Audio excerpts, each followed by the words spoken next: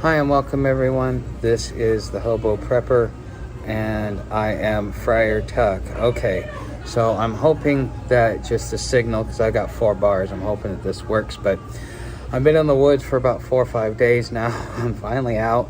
As you can see, I'm a little scraggly, but I'll wait. I'll wait until I see some people in the chat and for Donna to quit blowing up my phone. But let me kind of talk about some of the things that I've been going through and just stop it, dude. You gotta quit. Some people, they like to send like 1-word texts and then they like blow up your phone like trying to have a sentence in like 20 texts.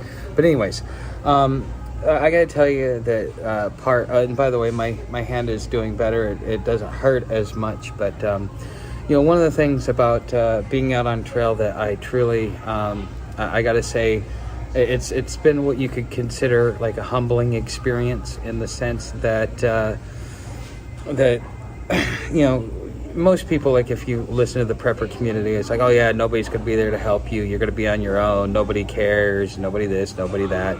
And honestly, I think that is I think that is wrong think, and you know, I've got to experience it the whole way through. So one of the things that I've really been able to experience is just like, okay, so for example, last night I got into Hosford because the county guy dropped me off. You know, he was going against, you know, county policy giving me a ride, but he also knew that my hand was messed up, my feet were killing me, and I wasn't going to make it to Hosford, and it was going to be a really different experience. Well, sorry, I'm having to do this inside McDonald's because some guy's passed out with snot dripping down his face out there. Otherwise, I'd be doing this out there instead. But, you know, having the kindness of people, seeing that you're in need and seeing that you actually need something, they're always there, and they're going to help you, especially if you're willing to help yourself. You know, if you explain to people the situation, you're honest, you're upfront, you're forward about it. I mean, I don't beat around the bush. I'm not trying to make myself, hey Paranoid, how, okay, so sound is rough, I apologize. Let me see if I can get my mic turned in. I don't know. Hold on.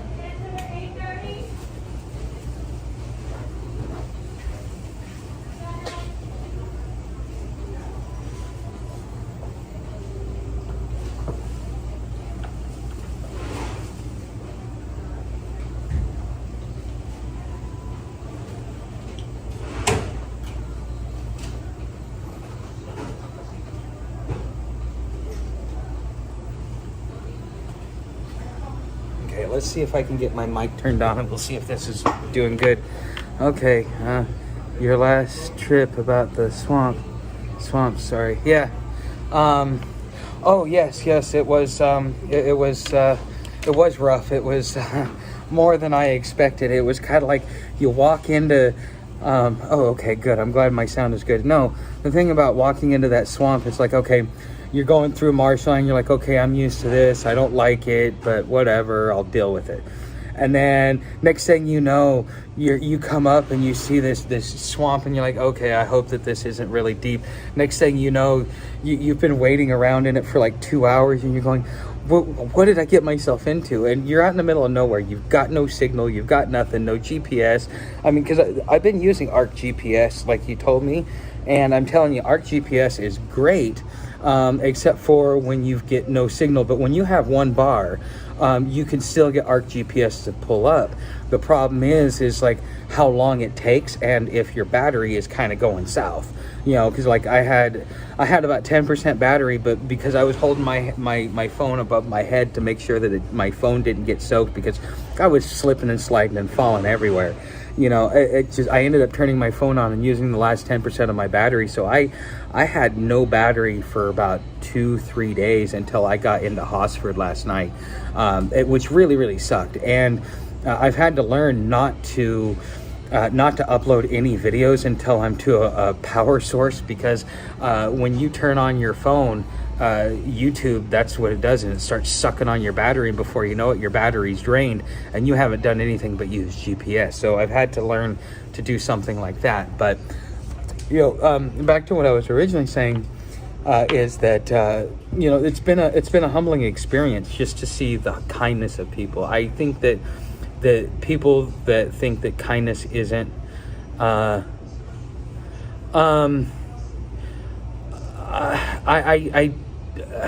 not sure. I almost lost the map once. But the thing is if you don't, even if you do download the map, the one thing about that is you still need to know where you're at on the map. Having the map is one thing, but there's been times where I've gotten off trail and like I'm maybe 50 feet from it, and if I was looking at the map, I might think I'm still on the trail.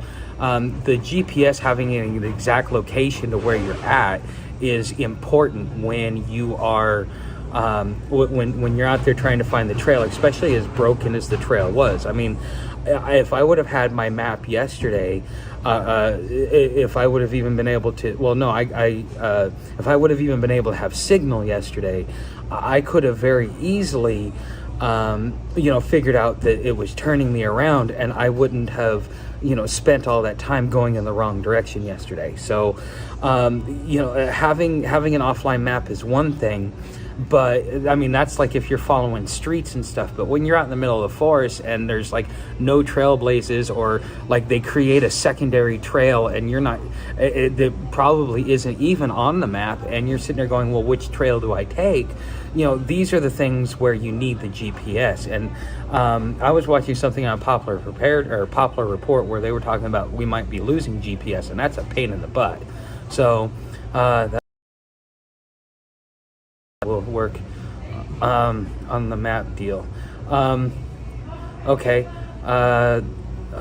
Okay. But but again, people are kind. They will help you whenever you need it. So if you think that people out there are gonna not treat you right, that they're gonna turn you down, even when the whole world falls apart, I'm gonna say you're sadly mistaken. There are people out there that see that somebody's in need and they're going to help them. They're not going to give you a lot, but like last night I got a cold meatball sandwich, and man, it was better than anything you get at Subway or at any good restaurant. I mean, and it was a gas station meatball sub, and quite frankly, when all you've been eating is rice and other crap, I mean, it's the best tasting thing you ever had. It's great. You're thankful and you're grateful, and when people see that you're thankful and grateful, then they want to give you more, because most people aren't grateful for what they get. It's in today's world, we seem very entitled, and I think that is something that as a society, that's part of our downfall. It is being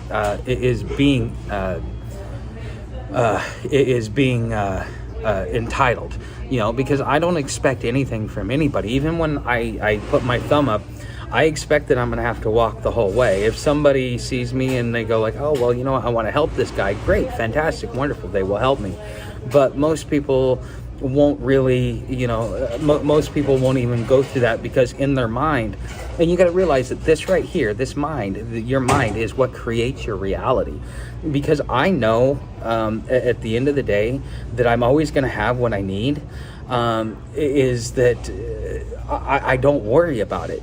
It's the one comfort that I have in life, is that if I need food, there's always going to be somebody that's going to give me food. Like I walked in here, I had like $1.20 something left out of all the change that I had, and I tried to buy a soda, but now they've raised it from $1 for the small soda to $1.49. It's like Jiminy Christmas. I mean, I couldn't afford it. I asked them, they gave me a soda, and they didn't even charge me for it. And then some lady comes up and gives me enough money to buy me a meal, which I was totally grateful for. I got to have a quarter pounder deluxe meal, and it was absolutely fantastic.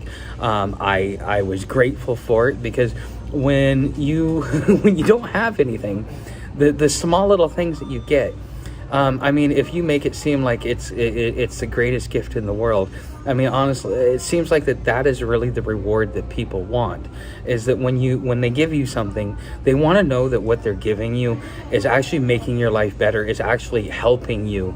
and it makes them want to do it even more.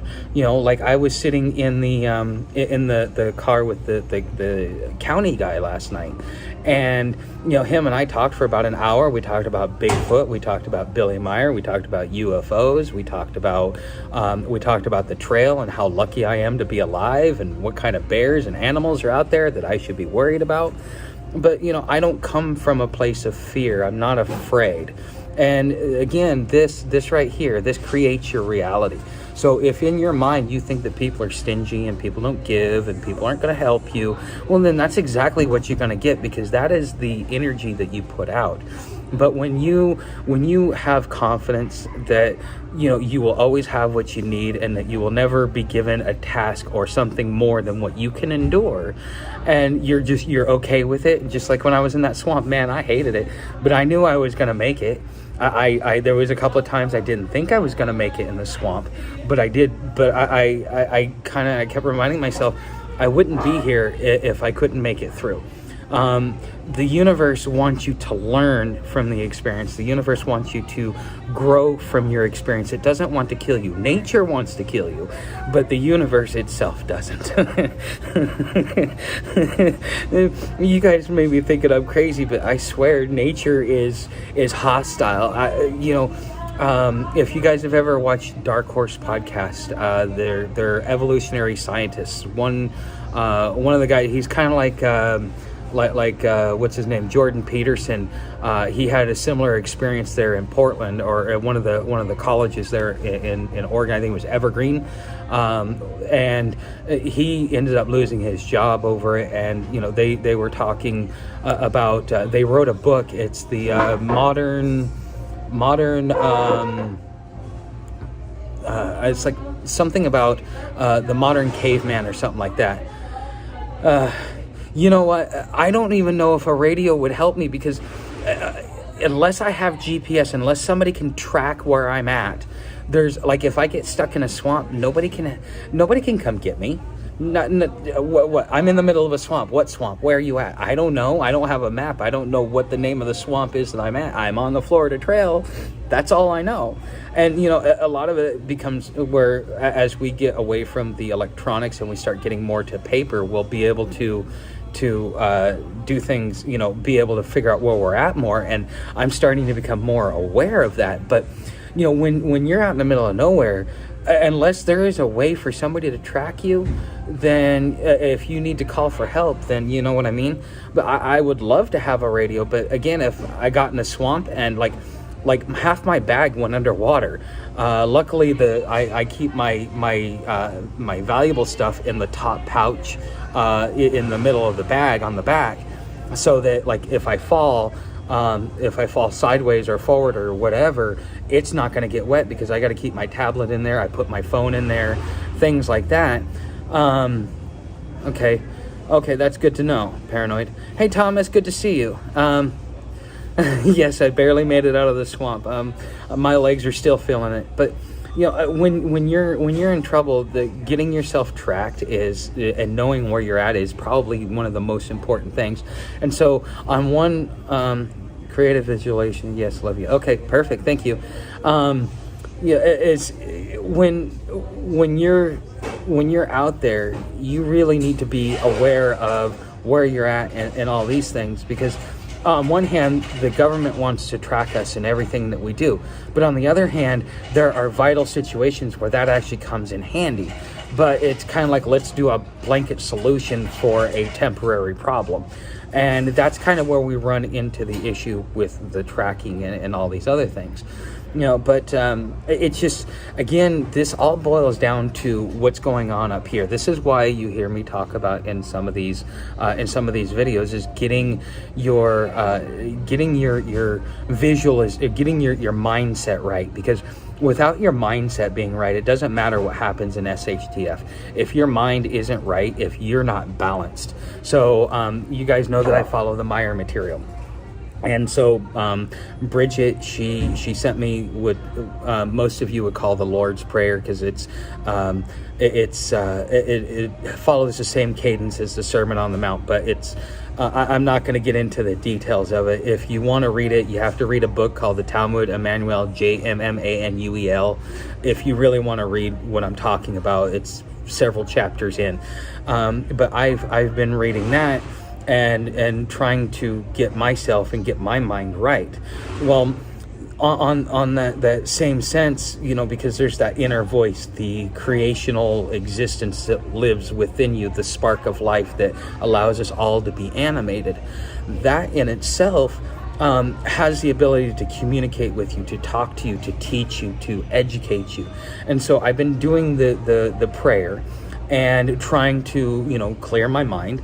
And, there was two things that it told me when I was out on my, on trail just recently. One is I need to get rid of the toxins. That's the reason why I'm having problems with my abscess and with my foot and with a lot of the other infections, is that, the one thing that modern science is starting to figure out is that our mind actually creates a lot of the sicknesses that we have.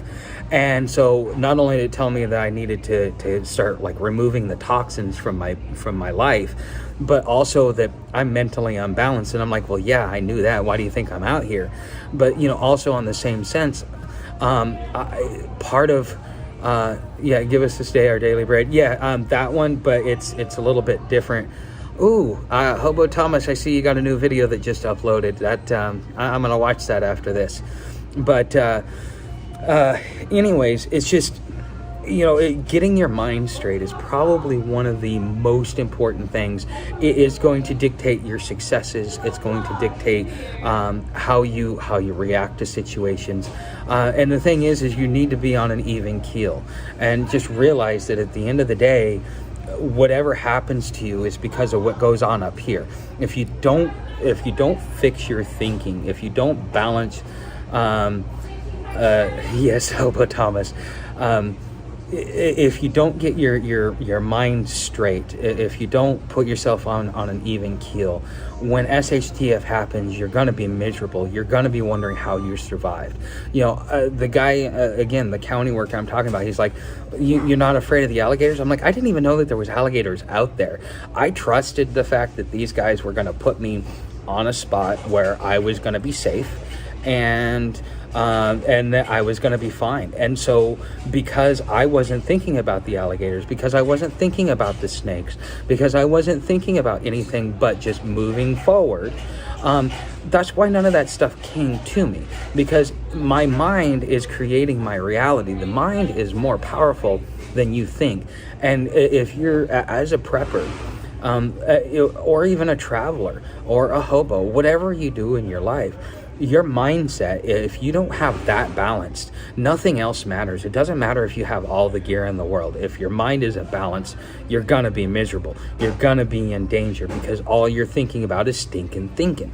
And this is something that is important. If I could drive anything home to you guys, the one thing that I could give you, the one best tool to make your life better during SHTF is going to be getting your mindset straight, because again, your perception is reality. You've heard that from many people. So if your perception is reality, well then whatever it is that you perceive is exactly what you're going to get. And because I want to be helpful, I want to be good to my fellow man, because people, humans, by nature, we are good people. We want to be helpful. We want to know at the end of the day that we did something that was impactful, that made a difference in society. And if you come from that mindset instead of a mindset of scarcity. So one of the things I learned by doing the Freeman movement is that scarcity is something that they put in front of us so that they can drive up the price for supply and demand.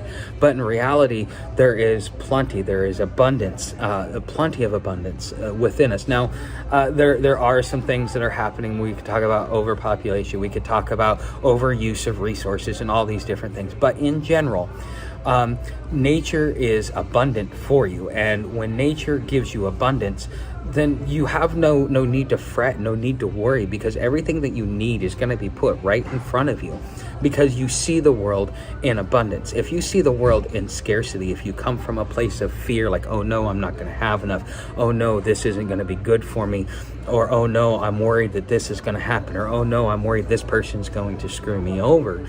Well, that's not going to help you at all.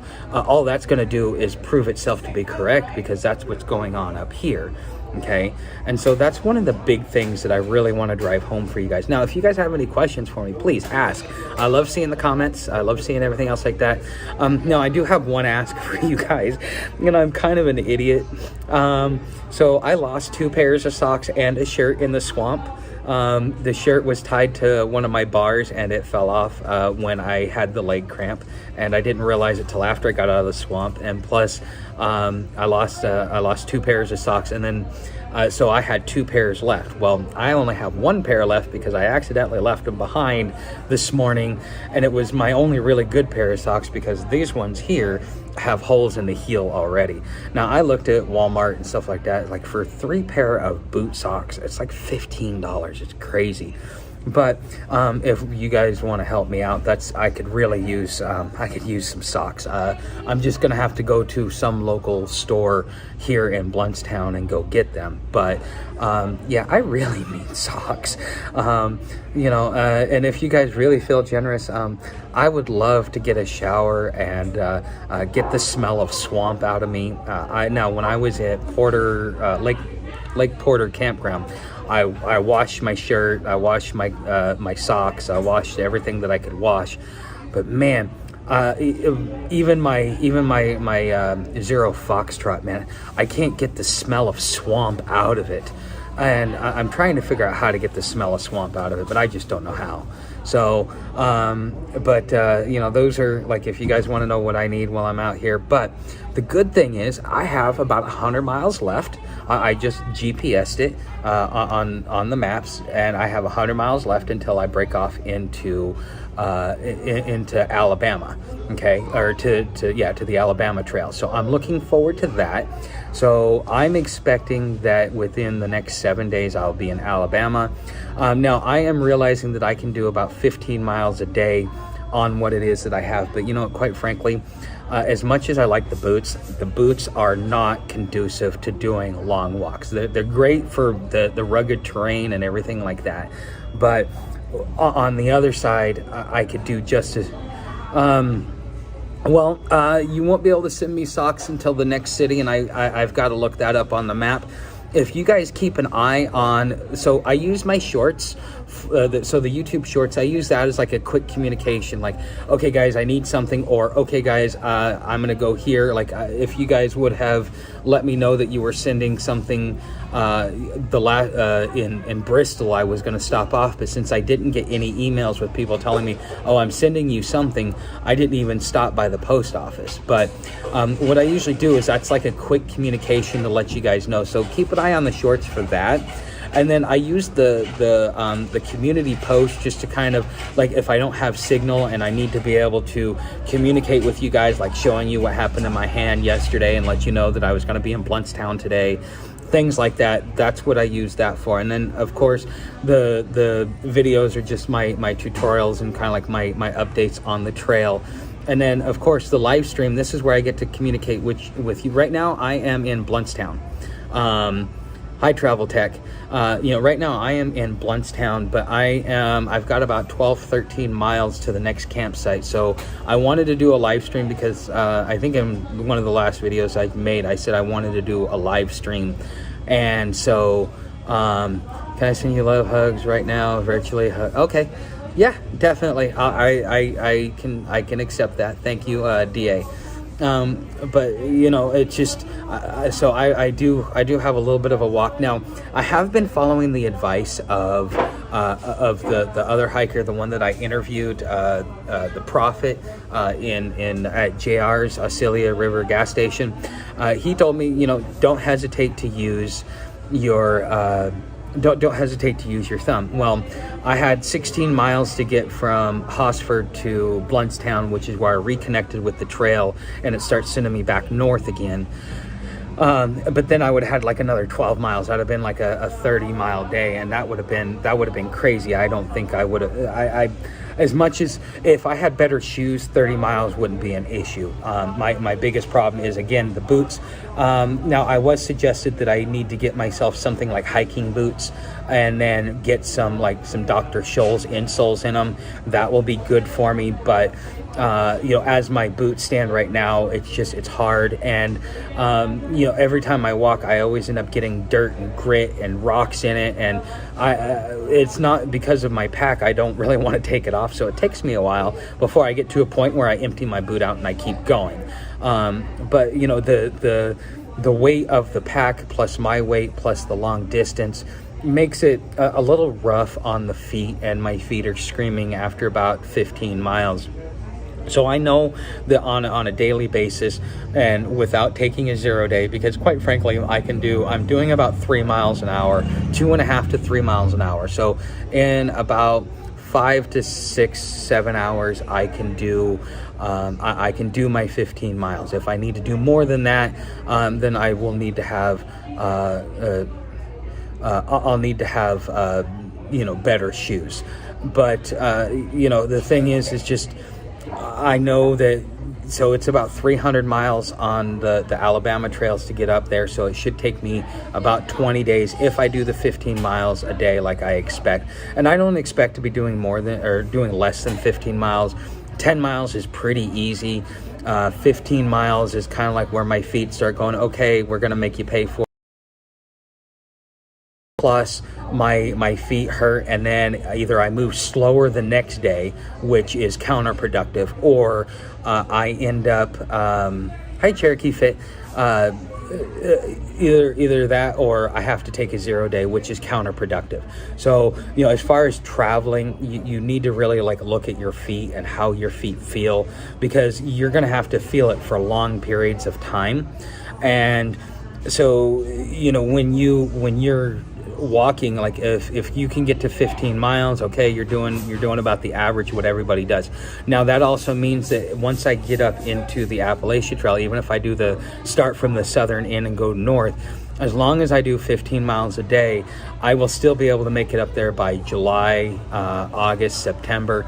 Now, by the time October comes, I need to be reaching the end of the trail, which means I really won't be taking any 0 days. But as long as I keep myself going the 15 miles a day, I mean, I'm traveling for about 7 hours, and then I got 5 hours to just lounge around and do whatever. Or if I want to take a couple hour break in the middle of the day, make myself lunch, sit back, enjoy nature, so on and so forth, I can do that, and then just continue on for the day, because daylight is getting longer now that we're getting into the spring and summer months, which those months, yeah, you're going to have 12 or you're going to have 14, 16 hour days.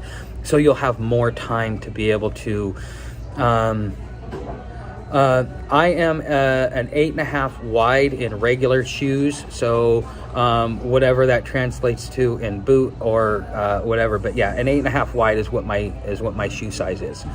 But it's just figuring out these different logistics and figuring out how to keep moving. Now, if you're having to move during SHTF, or you're having to migrate through the different time or through for climate or for other reasons, you need to be able to figure out a steady pace. And I have the problem where I like to push myself, but then I end up paying the price for it, because the next day or two I'm laid up because I pushed myself too hard.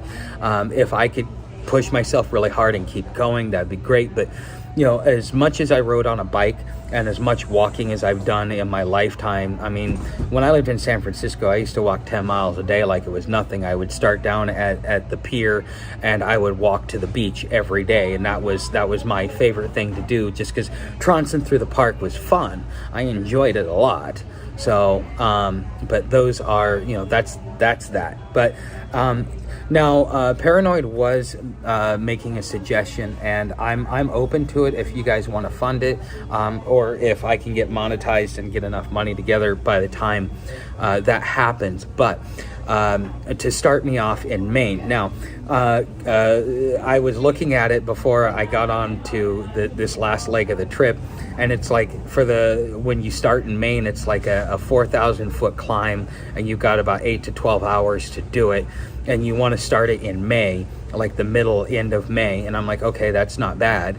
That compared to going through the swamp, I would rather do a 4,000 foot climb. But I'm telling you, the legs are going to be the same way. I mean, I've ridden a bike, I've walked a lot, but yet the strain that you put on your body going through the different terrains, no matter how used to it you are, you're still gonna end up facing it, because you are dealing with a little bit of malnutrition when you're out there. So making sure that you have the right food, good food, foods that are not going to be counterproductive. For me,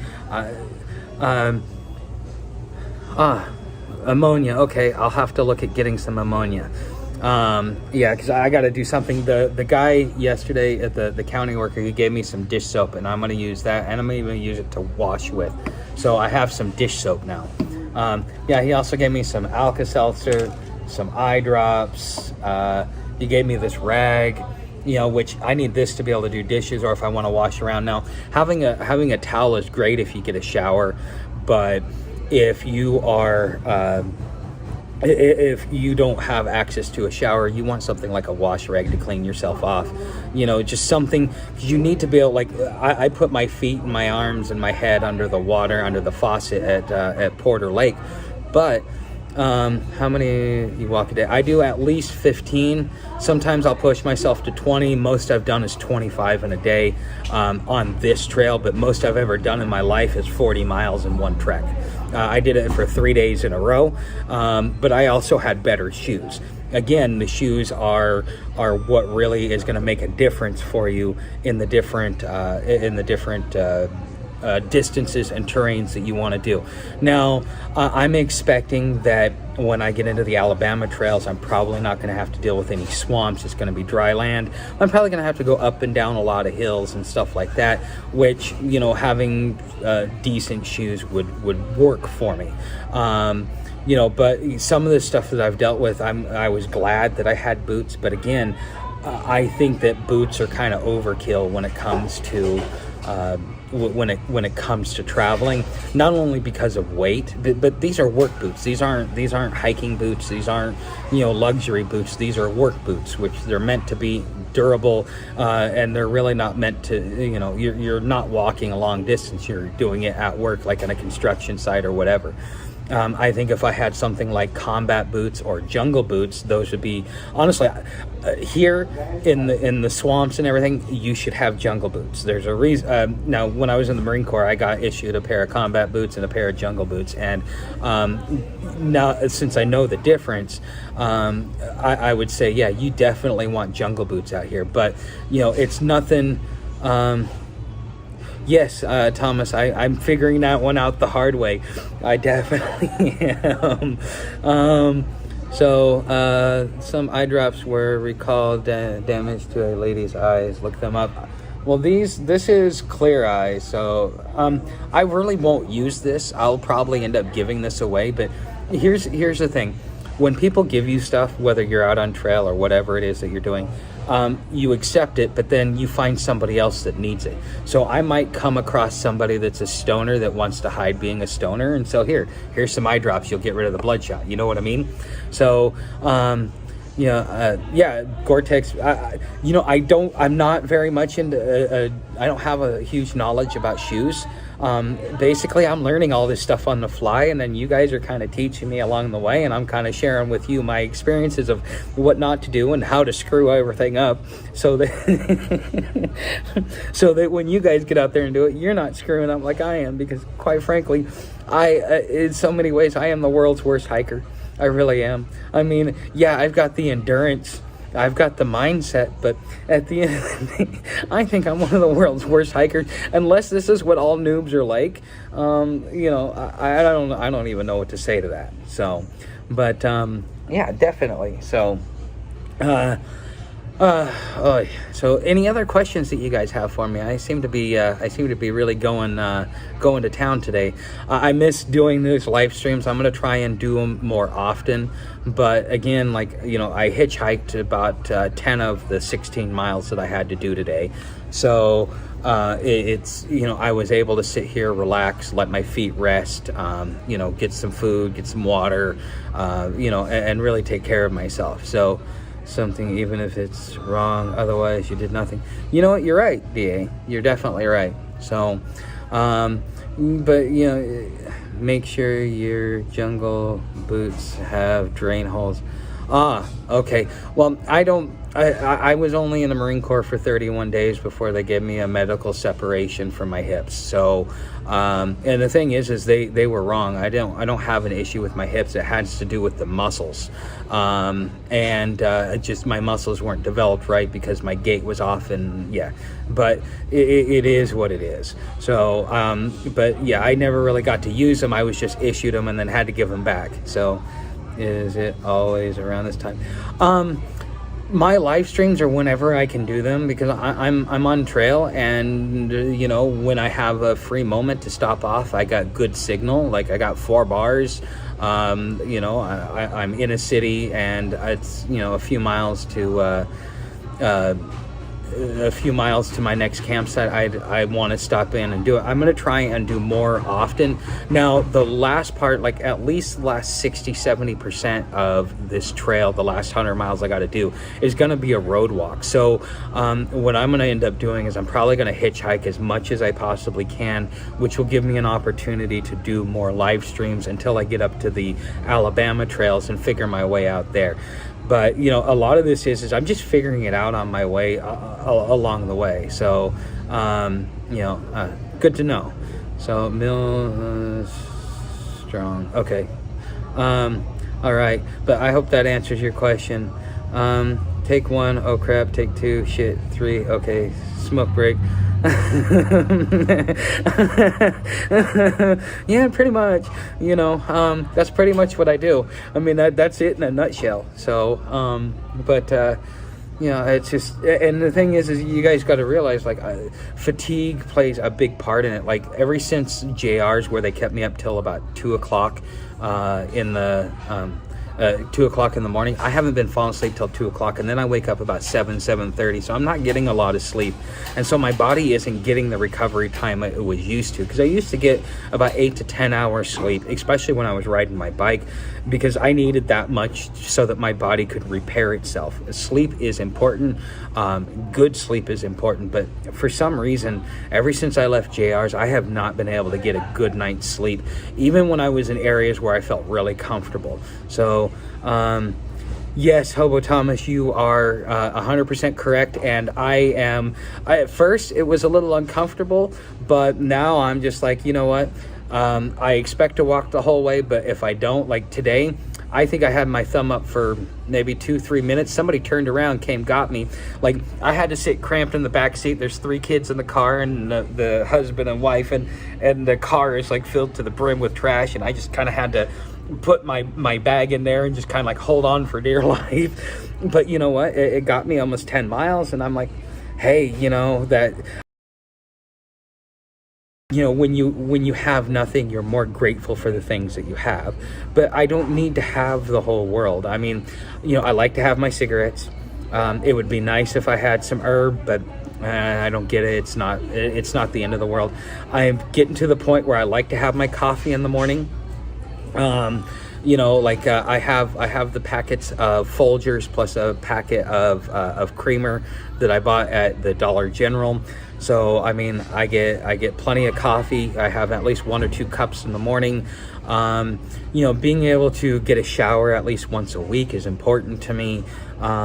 Let's see, what else is important. Just being able to have having my pillow, that pillow that I have, it was $15 through Amazon. It's a Teton pillow. It's a great pillow. Glad I have it. Oh, okay. Where at in Oregon? My mom was born and raised on 89th and Powell, and I lived most of my childhood in Oregon. So, where at? So, I started my business in McMinnville. So if you know where that's at. And then because of the housing crisis there in Portland, I ended up going all the way down to Eugene and kind of having to trek my way into into Portland every day. Oh, Eugene, okay, so I know I know the area you were at. Eugene is different. Lane County, very corrupt. I think it holds the most corrupt county in Oregon. That is the county where I've got the charge on me where it shouldn't have even been a charge, but Oregon doesn't allow you to defend your property. So, and if you do defend your property, you're the violent criminal, not the person stealing your property. That's why I left Oregon. I remember Oregon in the 80s. Oregon was wonderful. Oregon was a lot like what Florida is today, when I was growing up, and now it's so far. I mean, they're giving California a run for their money as far as crazies. Oh, really? I don't know. Maybe I was only in Eugene for a short period of time, but yeah, you may have met me. And if I have met you, I've met so many people, I probably wouldn't remember you unless you reminded me of the conversation or something that we had. But yeah, I was there in Eugene for a while. So it's like that here in Michigan. Yeah, well, you look, you got Governor Whitmer, or Governor Whitless, really. So, Michigan, yeah, no. The prophets from Michigan as well, and we were talking about Michigan. Yeah, Michigan.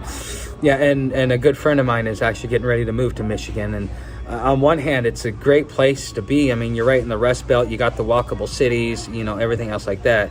Lizard woman. Yeah, I could see that. If there were reptilians controlling the government, she would be one of them. But I mean, too bad it's not true. So, but we can make fun of her anyways. That's the great thing about freedom of speech. You can say whatever you want. You just got to be willing to pay the consequences for it. So, but paranoid. Oh, I like the clown face there. But thanks guys. I'm glad I got to do this live stream. It has been fun. So you guys know how this whole thing works. I leave it up until probably. Before I lose signal, I'm gonna put it over on Patreon. So if you want to see the live stream replays, you go over to Patreon. It's $10 a month. It's totally worth it. I think that the live streams is probably the most valuable thing that I do, especially for those that participate. But you could also do the $5 a month for the daily videos. You won't get the live streams, but you'll get a different part of the conversation, which I'm gonna be talking a little bit on Patreon about getting your mind straight and kind of doing what's called suggestive healing, because I think that suggestive healing is something that has merit. If you look at the placebo effect, she made homeless emergency on 1123. Is there a new guy she made? Well, it is an emergency, but they're not taking care of it. They're fleecing the homeless for, they're fleecing the homeless for profit. The homeless are never going to get the help that they need because everybody's too busy throwing money at the problem instead of. I like what you say. Eugene is full. But the homeless. You need to fix what's going on up here. Again. If we want to fix the problems of society, we got to fix what's going on up here. It doesn't matter how much money, how many regulations, how much you try and think for somebody else and do for somebody else. Until you take care of what's going on upstairs, nothing really matters. And I'm learning that more now than I've ever learned before in my whole entire life. And this is one of the things that Meyer really talks about. And I'm just. Some things in life, you got to be kind of like a Missourian, the show me state. I don't believe it until I see it, until I experience it. Yeah, definitely, that's the way. Chef, everyone gets tax dependents, and you get a tent. You'd be lucky to get a tent. And the cities don't want. They don't want tent cities, and so they're doing everything. That's what was going on in Gainesville, is that they're trying to get rid of the tents. They don't mind that you're homeless. because they can make money off of you. Either the police can fleece you and get, because all crimes are commercial. They have a penal sum attached to it, so they take it out on the market and the municipal bonds, and so that's how they get the funding and keep the judicial system going. It is by fleecing the low-hanging fruit, like the homeless. And then you've got these nonprofits that say that they want to help people, but they're not helping people. What they're doing, and if you watched part of the interview that came on YouTube, now the full interview is over on Patreon. It's in the $5 a month tier. Now the full interview with the head of Grace Marketplace, if you really listen to what he's saying, he's like, you want to sit there and say that the system is broken, but it's actually working the way it's supposed to. This is what it's supposed to be, so that all these entities can take up all the free money, so that they can keep everything going, so that certain people can get rich and other people can get tax write-offs. Nobody's getting helped, but as long as they give it lip service and they make it look like they're doing something, it's like an employee that when you turn your back, they're leaning up against the wall, but then when you turn to look at them, they're sweeping the floor and they look like they're busy, when in all reality, they're a shitty employee. And that is what nonprofits are, and that's what's happening to the homeless in the homeless encampments and everything like that. There is no help. And they don't want to actually fix the problem, because if they fix the problem, then they lose their security, they lose their funding. They may get the accolades, but then a whole industry goes away if you fix homelessness, or if you at least bring it to a point to where it's manageable. I mean, look at what's going on in LA. Look at what's going on in San Francisco, and all of that's making its way up the West Coast. I mean, Seattle and Portland are dealing with it too, but maybe 10 years ago now, Portland like basically made all of its homeless vanish. Are immeasurable and immediate and ongoing. The poor are supporting the cities. The poor are the ones that pay for everything, and yet we're told it's the rich that pay for everything. No. The poor pay a higher tax. If you're in a poor side of town, you're going to pay more for gas but less for cigarettes. Okay, you're going to pay more for food for less quality food. You go over to a rich part of town, you're going to pay more for cigarettes than you are for gas. You're going to pay better prices for food, but you're going to get better quality food. That's the difference between rich and poor, is that each one of us has to pay something different. And then, with the poor, because they're living from hand to mouth, they're living from moment to moment, they have to pay higher prices for things that the rich already have the money, or the well-to-do have the money to be able to do. So, for example, you guys send me money through PayPal. Well, it costs me extra to have it instantly because I need the money right then and there, instead of waiting like 2 or 3 days for it to show up in my bank account. Well, that's and so instead of getting the money that I need, I'm getting fleeced each step of the process. But until it gets to me, everybody else gets rich, and I'm still stuck there struggling, coming up short for what it is that I needed. Wish I could send you 420. I went 2 or 420. I'm in yeah, I mean, hey, there are people along the trail that do share with me. Last time I got some was in Newport, but it's not as big of a deal for me as it was, because the more active I stay, the more it keeps subsides my anxiety. Walking doesn't really waste the energy that I need it to do as much as on a bike, but walking is a lot easier on my body long term than the bike is, just because trying to ride 40 miles versus walk 15, my feet hurt, but my legs are not rubber after 40, and like I can't walk for a couple of hours because I've got muscle cramps. No matter how much I eat, no matter how good I eat, your body is just in revolts on you. So those are the different things. So but yeah, I mean, if I had weed along the way, great, fantastic, but it's not as big of a deal for me as it was, a year or two ago, before I started on this trek, because, back then, when you don't have the ability to burn off the energy like you need to, you've got to figure out an outlet to be able to allow yourself to focus and to be able to slow down and get yourself straight. But also, I've also had some things given to me. So the 77 affirmations that are given out by Billy Meyer, Bridget actually gave me one. she now not only have I read it, but I give it to other people that are like they're mentally distraught, and by the time they get done reading it, which it takes like 5 minutes, they've come to an even keel, an even balance, to where they feel calmer and where they can actually function, and it'll last for a couple of days, and then they'll need to do it again, because what you're doing is you're conditioning this up here again. It's conditioning the way you think, the way you perceive the world. And things like that, or the prayer that I was telling you about earlier, those are good ways to be able to help channel it. But again, it works out to battery. Do I have enough battery? Because I want to take footage and video for you guys, so that I can get the channel monetized, so that I can so I don't have to ask for money through my tip jar, or ask you guys to send me stuff. I like being self-sufficient. That was one of the things that really helped me mentally stabilize myself, was becoming self-sufficient, being able to be sufficient for myself. But over time, especially with what's happened over the last couple of years, I've lost that, and now I'm having to writing is awesome. Mary Baker Eddy, don't know who she is. So but just over time, I've lost that independence, and it has really messed with my mental balance. But it's also teaching me an important lesson that you don't really need to.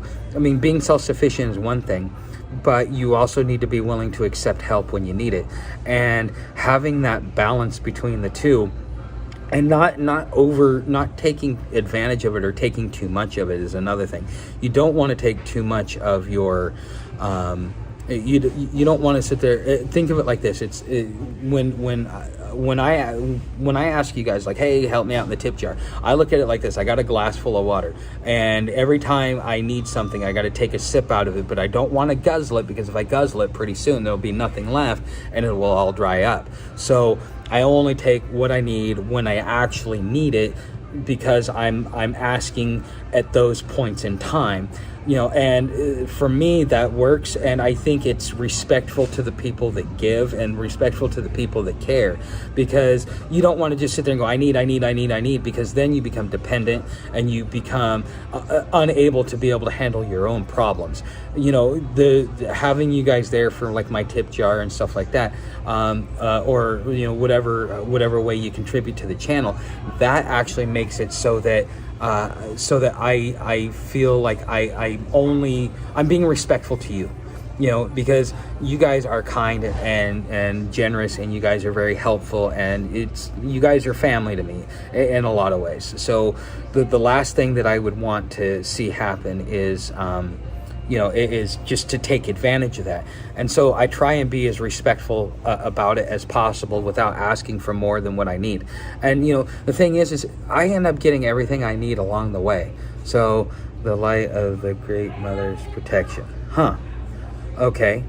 I will, if you email me a link to our writings, jasonthewise81 at Yahoo, I will definitely take a look at it. I still got an article that I got to look at that was sent to me by my good friend Dolta about being mentally balanced. And with everything that I've experienced over the last few weeks, I think that article is going to have more meaning to me now than it would have when he originally sent it to me. So, but anyways, guys, I have got to get back on the road, because again, I got to do like 12 to 13 miles. You guys, hit the like button.